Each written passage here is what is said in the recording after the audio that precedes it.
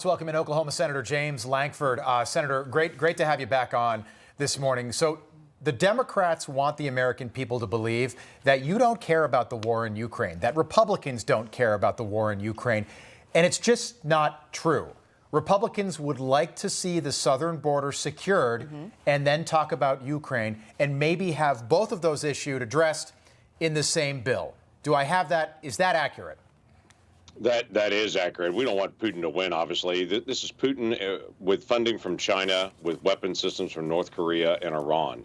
That's not an alliance that we shouldn't step back and push back on by any means. So, yes, we want to see Ukraine win, push back on the Russians, push back on the Iranians and the North Koreans that are actually supplying all these weapons. But we also want to see our own borders secure. Yeah. To say that we're obsessed with other people's security and we're ignoring our own seems to be the whole focus of the Biden administration. So let's just make it really clear. We have an open border. We have Russians also crossing our border, Chinese citizens. We have Iranians. We have Pakistanis. We have people from known terrorist areas that are coming into our country. And this administration is not taking it seriously. In fact, just yesterday, we had more than 10,000 people cross our border. In less than 2 months, we've had more than 500,000 people across our southern border. This is total chaos, and we're just saying stop the chaos. So 10,000 yesterday. Last Wednesday, we were talking about 12,000 in one day. Obviously, fixing the southern border is a main goal for Republicans. This has to get done. But do you see anything getting done in this before Christmas time? Well, that's up to the administration and up to the Democrats at this point. We've been at the table laying out proposals for weeks and weeks. They're now saying, oh, my gosh, we've got to be able to hurry. We've said we've been at the table with proposals for now 2 months. So at this point, if they want to actually finish this out, we can do the work that needs to be done to be able to finish it out. But this is going to be the focus from actually this White House. They can't just do rhetoric in the media and not actually do the work behind closed doors. Senator, we talk about this war in Ukraine now for almost 2 years. You think about just the dynamics of what actually happened. So Russia invaded Ukraine. You look at Israel. Hamas invaded and attacked Israel. You look at what's going on our southern border. We are being invaded. And for whatever reason, the administration doesn't have any interest in addressing that issue. I don't know why we can't walk and chew gum at the same time and do both here.